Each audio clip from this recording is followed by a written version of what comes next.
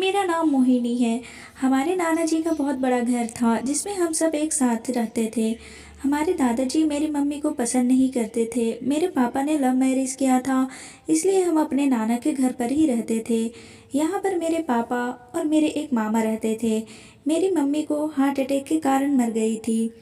मामा भी किसी काम के लिए शहर जा रहे थे, तभी उनका एक्सीडेंट हो गया और मामू भी इस दुनिया में नहीं रहे।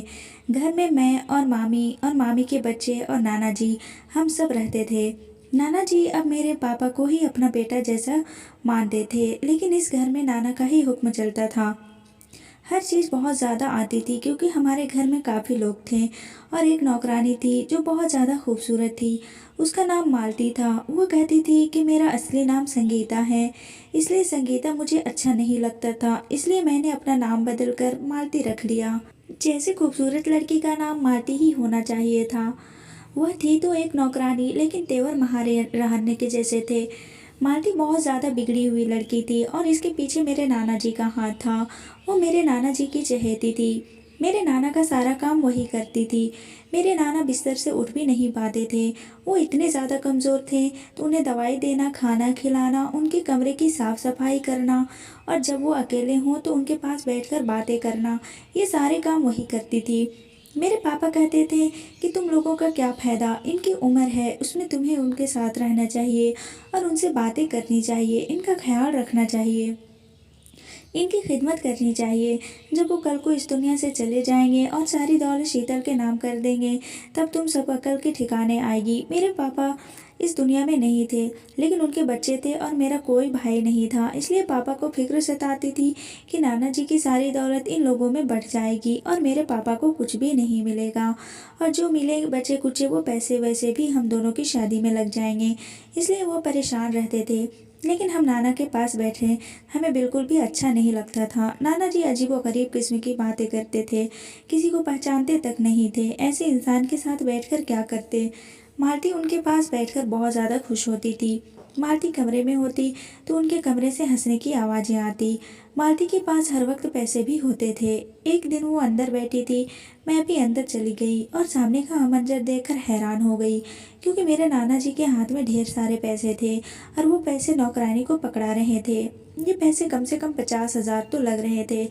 मैंने कहा कि ये क्या हो रहा है, आप इतने सारे पैसे क्यों दे रहे हैं। तो मेरे नाना जी कहने लगे कि ये इसकी तनख्वाह है।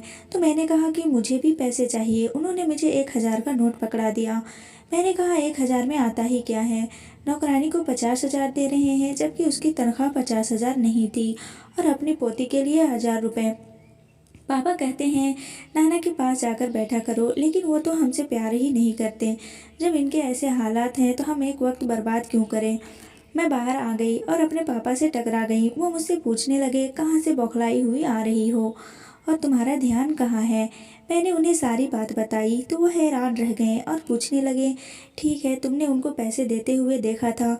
तो मैंने कहा हाँ, मैंने खुद अपनी आंखों से देखा है। वो खुद इस नौकरानी को पैसे दे रहे थे और कह रहे थे कि इसकी तनख्वाह है। तो पापा ने कहा कि पहली बात तो यह है कि नकाह का वक्त नहीं आया है, 25 तारीख को महीना होता है और बीच में हम किसी को भी पैसे नहीं देते। और दूसरी बात कि मालती हर महीने की तनख्वाह सिर्फ 10,000 रुपये है, तो फिर पापा ने इसे 50,000 रुपये क्यों दिए। मेरे पापा गुस्से में आ गए। मेरे पापा नाना को अपने पिता से भी बढ़कर मानते थे। उनको यह सब जानकर इतना गुस्सा आया कि वो खुद को नाना जी के कमरे में जाने से नहीं रोक पाए। मैं भी पापा के पीछे पीछे जाने लगी और उनकी बातें सुनने लगी।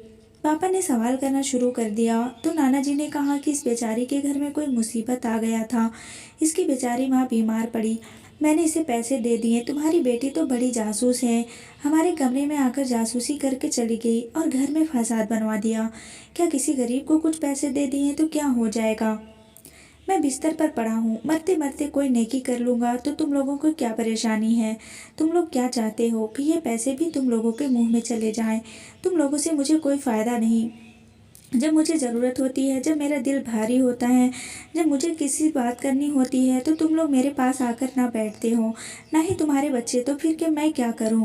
पापा तो शर्मिंदा ही हो गए। मुझसे कहा अगर नाना के कमरे में जाओगे तो इधर उधर की बातें मत करना। पापा बहुत परेशान लग रहे थे और गुस्से में भी लग रहे थे, क्योंकि उनकी बेइज्जती हो चुकी थी और वो सीधा अपने कमरे चले गए।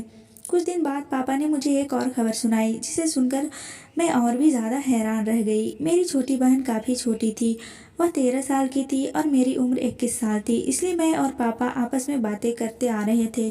पापा ने मुझसे कहा, तुम्हें एक बात बतानी है और इसके बाद से तुम्हें इस घर में बहुत ज़्यादा ध्यान देना है। पता नहीं ऐसी कौन सी बात है। मैंने कहा ठीक है पापा, मैं ध्यान दूंगी। पापा ने मुझे बताया कि मालती ज़रूर कोई चाल चल रही है, झूठ बोलकर पैसे ऐंठ रही है, क्योंकि कल ही मुझे एक मेडिकल पर उसका भाई मिला जो अपनी दवाई लेने आया था और मैंने उससे पूछा कि तुम्हारी माँ बीमार थी, अब कैसी हैं। तो मुझसे कहने लगा, आप कैसी बातें कर रहे हैं, मेरी माँ को तो गुजरे हुए 5 साल हो गए हैं।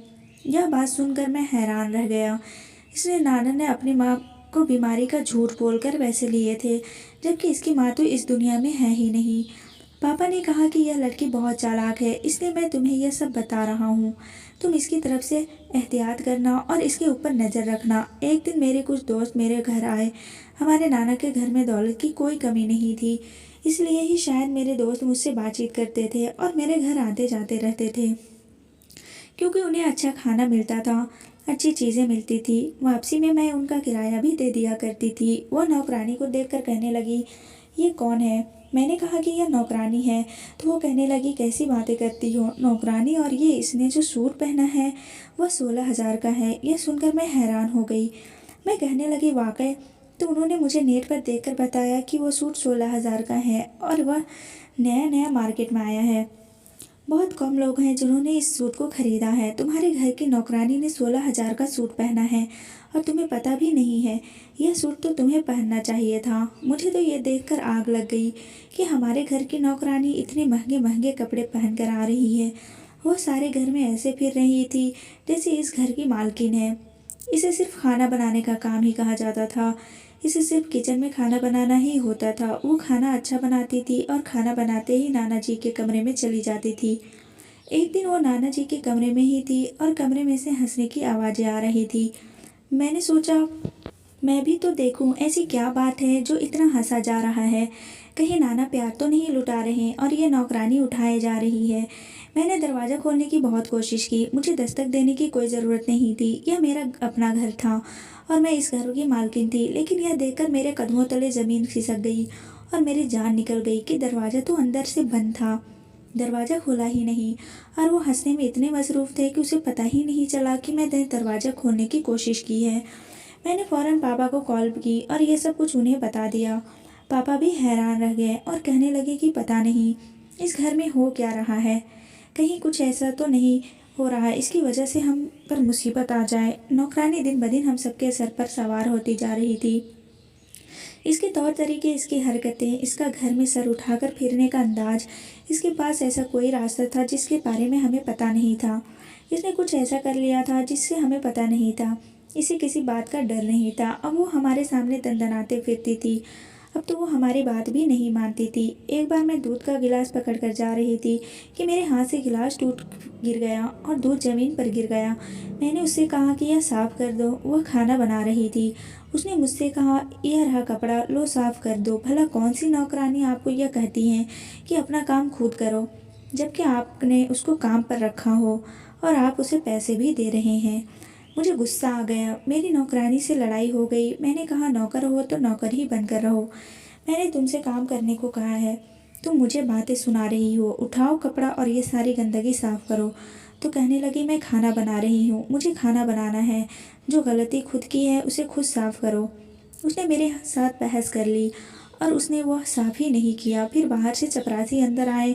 उन्होंने वह देखा तो साफ़ कर दिया, जबकि उनका काम नहीं था। मैंने भी नहीं किया क्योंकि मुझे भी गुस्सा आ गया था। मैंने यह बात पापा को बताई और कहा कि नौकरानी को घर से निकाल दें। पापा ने कहा, ठीक है, इसे तो नौकरी से निकाल देना ही चाहिए। पापा ने अगले दिन ही इस महीने की तनख्वाह उसे दी और अगले महीने की तनख्वाह भी दे दी और उसे कहा कि हम तुम्हें नौकरी से निकाल रहे हैं, इसलिए हम अगले महीने की तनख्वाह भी तुम्हें दे रहे हैं। वह जाने के बजाय मेरे नाना जी के कमरे में जाने की कोशिश कर रही थी कि मैं उनसे मिलकर चली जाऊंगी। तो मैंने कहा कि वह सो रहे हैं, जबकि वो सो नहीं रहे थे। कहने लगी, अच्छा, मेरा कोई सामान अंदर पड़ा है। मैंने कहा कि मुझे बताओ क्या चीज़ है, मैं तुम्हें ला कर देती हूँ। तो कहने लगी, नहीं, मुझसे कोई गलती नहीं हुई है तो मुझे काम से क्यों निकाल रहे हैं। वो हर तरह से कोशिश कर रही थी कि वो उस कमरे में जाए, लेकिन हम बाप बेटी ने भी उसे जाने नहीं दिया। हमने कहा अपना सामान उठाओ और यहाँ से चली जाओ, और फिर वो चली गई। हमने चैन सुकून का सांस लिया और सोचा कि यह काम हमने पहले क्यों नहीं किया था। वह नौकरानी थी तो हमारी नौकरानी ही हमारा, इसके साथ कोई रिश्ता नहीं था और ना ही हमारी कोई रिश्तेदारी थी जिसको घर से निकालने के लिए कोई ज़्यादा तकलीफ़ होती या तो बहुत बड़ा खेल खेलना पड़ता। नौकर तो आते जाते ही रहते हैं। पापा ने कहा कि कोई और नौकरानी ढूंढते हैं जो खाना बनाया करे, और इस दफ़ा कोई बड़ी उम्र की औरत लेकर आऊँगा जिसका काम खाना बनाना होगा। इस तरह से नौकरानी नहीं चाहिए। मालती को घर से निकालकर मैं बहुत खुश थी, लेकिन अभी मालती को गए कुछ ही घंटे हुए थे कि रात हुई और नाना जी की तबीयत बहुत ज़्यादा ख़राब हो गई। पापा ने कहा शायद इनका वक्त आ गया है, जल्दी जल्दी आ जाओ। सब नाना जी के पास पहुंच गए। उनके सिरहाने बैठे थे। वो काफ़ी देर से बुरी तरह से रो रहे थे, जैसे कि उन्हें बहुत ज़्यादा दर्द हो रहा हो। पापा बार बार पूछ रहे थे क्या हुआ है। दर्द हो रहा है, आपको डॉक्टर के पास ले जाते हैं। डॉक्टर को भी बुला लिया था, डॉक्टर भी घर में ही मौजूद था। मामा के बच्चे भी आ गए थे। सब उनके पास ही खड़े थे, चारपाई की तरफ देख रहे थे। सब आसपास बैठे थे। मेरे नाना को चारपाई पर ही नींद आती थी। उन्होंने अपना जुबान खोली तो कमरे में सारे लोग हैरान रह गए, क्योंकि उन्होंने कहा कि मालती कहाँ है। वह बार बार यही पूछने लगे। हम सब लोग खामोश हो गए। मामी ने कहा पता नहीं कहाँ गई है, इस टाइम तो घर पर ही होती है। तो मेरे पापा ने कहा मैंने उसे काम से निकाल दिया है।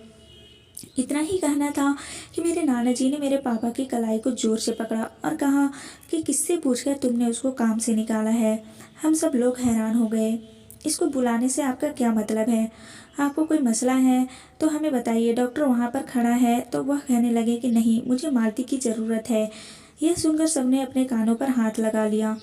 नाना किस किस्म की बात कर रहे थे, लेकिन मरता क्या ना करता। उन्होंने इतना शोर डाल रखा था कि रात के 1 बजे और बस एक ही रट लगाए रखी थी कि मालती को लेकर आओ, मालती को लेकर आओ। मजबूरन मेरे पापा को जाना पड़ा और उसको उसके घर से लेकर आना पड़ा। पापा ने वापस आकर बताया कि वो बहुत नखरे दिखा रही थी। वो कह रही थी कि मैं नहीं जाऊंगी क्योंकि तुम्हारा बाप मर रहा है और तुम मुझे लेने के लिए आ गए हो। तो वो बुरी तरह हरकतें कर रही थी। उसके आने की देर नहीं थी कि नाना जी बिल्कुल ठीक हो गए। वो नाना का हाथ पकड़कर बैठ गई। सारे घर वाले हैरान हो गए और मैं कहने लगी हमारे घर में ये क्या हो रहा है, इस औरत को यहाँ से निकालो। मेरे पापा ने कहा कि इस औरत को यहाँ से निकाल दिया था, लेकिन फिर जो हुआ वो तुम सबने देखा है। अब तुम यह बताओ कि हम सब क्या करें। मैं तो बहुत परेशान हो गया। नाना जी के सामने पापा ने अपनी इमेज खराब कर दी। वो ऐसे देख रहे थे जैसे उनको जान से मार डालेंगे। मालती के चेहरे पर मुस्कुराहट थी। वो बहुत ज़्यादा खुश थी। नाना जी ने फौरन से पैसे निकालकर उसे दिए और कहा कि तुम्हारा रोज़गार कोई बंद नहीं कर सकता। मैं अभी इधर ही हूँ, मैं अभी मर नहीं रहा। जो लोग चाहते हैं कि मैं मर जाऊँ तो वो लोग कान खोलकर सुन लें कि मैं अभी इस दुनिया से जाने वाला नहीं हूँ। पानी सर से गुजर चुका था। अब तो सब घर वालों को पता चल गया था कि इस घर में क्या हो रहा है। जो भी हो रहा है वो बिल्कुल अच्छा नहीं हो रहा था। एक नौकर का घर के मालिक से इतना करीब होना सही नहीं है। मैंने सबको यह भी बताया कि जब मालती अंदर जाती हैं तो अंदर का दरवाज़ा भी बंद हो जाता है।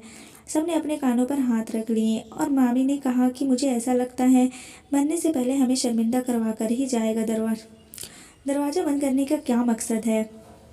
हो सकता है। पापा ने कहा तुम सब मिलकर मेरी मदद करो। मैं तो अपनी तरफ से जो कर सकता था वो कर चुका। तभी मालती की आंखों में जाते हुए भी जीत की खुशी थी। उसे पता था कि वो वापस आ जाएगी और उसे कोई नहीं रोक सकता।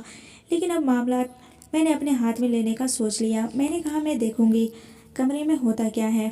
मैं मालती के कमरे में गई और मैंने उसके कपड़े चुरा लिए। मैंने यह बात किसी को भी नहीं बताई कि मैं अपने दिमाग में एक प्लान बना चुकी हूँ और उस पर अमल करना चाहती हूँ। वैसे मैंने गलती करी। मुझे यह बात पापा को बता देनी चाहिए थी, लेकिन पापा मुझे यह काम कभी नहीं करने देते और मैं बड़ी बहन बनकर सबका मसला हल करना चाहती थी। मैंने सोच लिया कि मुझे क्या करना है। जब मालती किचन में काम कर रही थी तो मैंने चुपके से जाकर किचन का दरवाज़ा बंद कर दिया और चपरासी से कह दिया कि दरवाज़ा नहीं खोलना चाहिए। चपरासी अंकल बचपन से ही मेरे साथ खेला करते थे। वो मेरी बात मानते थे। मैं उस नौकरानी के कपड़े पहनकर नाना जी के कमरे में चली गई और दुपट्टे को थोड़ा आगे कर लिया तो वो मुझे देखकर समझने लगे कि मैं मालती हूँ। दरवाज़ा भी मैंने अंदर जाकर बंद कर दिया। नाना जी कहने लगे क्या आज तुम दुल्हन बनकर आई हो, क्या हो गया है? तो मैंने आगे से सिर हिला दिया। तो कहने लगे अच्छा अच्छा, आज तुम दुल्हन हो और दुल्हन बनने की कोशिश कर रही हो। मैं जाकर उनके कदमों के करीब चारपाई पर बैठ गई। फिर उसके बाद इस कमरे में जो हुआ वह देखकर मेरी जान निकल गई, क्योंकि उन्होंने बातें ही कुछ ऐसी की थी। उन्होंने कहा, समर की दुल्हन होना, समर जल्दी आ जाएगा। मैं जब तुम लोगों की शादी करवा दूंगा और यह काम करके ही मुझे इस दुनिया से जाऊंगा। समर कोई और नहीं, मेरे मामा का बेटा था और शायद उसका चक्कर मालती से चल रहा था और ये दोनों आपस में शादी करने वाले थे। नाना जी को इस बात का पता था। मालती इस घर की रानी बनने वाली है, यानी कि खानदान की बहू बनने वाली थी। मैं क्या करती? मैंने नाना जी से कहा कि मैं आपके लिए पानी लेकर आती हूँ। आवाज़ थोड़ी बदल गई और मैं वहाँ से बाहर आ गई। मेरी सांस फूली फूली हुई थी और किसी को पता भी नहीं कि मैं क्या करके आई हूँ। मैंने फ़ौरन कपड़े बदले और चपरासी से पूछा, इसका पता तो नहीं चला? उन्होंने कहा, नहीं, वो अपने काम में लगी हुई थी। किचन का दरवाज़ा मैंने खुद खोला। मैंने इतना सब कुछ कर दिया, लेकिन किसी को पता नहीं चला। मैं पापा का इंतज़ार करने लगी। उनको कॉल किया कि वो किसी काम में व्यस्त थे। रात को जब वो घर आए तो मैंने उनसे कहा कि मुझे आपसे बहुत ज़रूरी बात करनी है। मैंने पापा को सारी बात बताई तो यह सुनकर वो भी हैरान रह गए। पापा ने सारे लोगों को बताया और जब मामी को यह बात पता चली तो वो बिल्कुल हैरान रह गई, क्योंकि उनको इस बात का पता ही नहीं था। समर को बुलाया गया। सब मामी के कमरे में इकट्ठा हुए। समर ने कहा कि मैं इस लड़की से मोहब्बत करता हूँ और इस बात का दादाजी को भी पता है। आपको शायद नहीं पता कि दादाजी ने हाँ कर दी है और वसीयत भी कर दी है कि हमारी शादी होगी, चाहे वो इस दुनिया में रहें या ना रहें। पापा ने कहा, तुम पागल तो नहीं हो गए हो? तुम एक नौकरानी से शादी करोगे? सारे घर वालों से मिलकर समर को समझाया, लेकिन उसने एक ना सुनी। वह कहने लगा कि वह नौकर है तो क्या हुआ, यह बहुत ज़्यादा खूबसूरत है और मैं इसे मोहब्बत करता हूँ। आप लोग मेरा कुछ नहीं बिगाड़ सकते। दादाजी मेरे साथ हैं। और वो भी नाना जी के साथ जाकर मिल गया और नाना जी ने दूसरे दिन यह ऐलान करा कि अगले दिन 3 दिनों में इनकी शादी हो जाएगी। मेरी ज़िंदगी का कोई भरोसा नहीं। मैं इससे शादी करवा कर ही मैं इस दुनिया से जाऊंगा। इसका बाप इस दुनिया में नहीं है। मामी बेचारी रोती रह गई। उनकी आंखों के सामने उनके बेटे की शादी हो गई। घर में सजावट भी करवाई गई और खूब धूमधाम से शादी हो गई। लेकिन असल बात यह थी कि नाना जी अचानक इस दुनिया से चले गए। हम सब बहुत दुखी थे और एक बड़ी खबर ने हमें परेशान कर दिया। वो ये कि जायदाद का एक बड़ा हिस्सा समर और मालती के नाम कर दिया। हम सब बहुत परेशान थे, क्योंकि हमारे घर का एक शख्स उनसे मिला हुआ था। इस बारे में हम कभी बैठकर सोचते हैं तो यही सोचते हैं कि शायद हमें अपने नाना जी की खिदमत कर लेनी चाहिए थी। अगर हम उनके पास बैठा करते और उन्हें वक्त देते तो उनको किसी की ज़रूरत नहीं पड़ती। पता नहीं हमारी गलती या किसी और की, लेकिन कुछ भी हो, समर और मालती तो अपनी किस्मत चमका गए। नाना जी भी इस दुनिया में नहीं रहे। बाकी जायदाद से हमें जो हिस्सा मिला, बस इतना ही कि हमारा गुजारा चलता रहे। मालती और समर दौलत लेकर दूसरे शहर में जाकर बस गए। वो ना ही हमसे मिलते और ना ही बात करते। मेरे पापा की तबीयत खराब रहती और इस कमरे में ही रहते जहाँ पर नाना जी रहते थे। मैंने अपने पापा का बहुत ख्याल रखती हूँ, उनसे बातें करती हूँ। मेरे पापा कहते हैं, पता नहीं किसकी गलती थी, लेकिन जो हुआ ठीक नहीं हुआ। इस बात का दुख हमेशा रहेगा और हम सब खानदान को यह याद रहेगा। इस खानदान में कोई मालती नाम की लड़की आई थी जिसने हमें जलील घर के करके छोड़ा था। दोस्तों, उम्मीद करती हूँ आपको हमारी कहानी पसंद आई होगी। मिलते हैं अगली कहानी में, तब तक के लिए गुड बाय। कहानी अगर आपको पसंद आए तो वीडियो को लाइक करें और चैनल को सब्सक्राइब करें।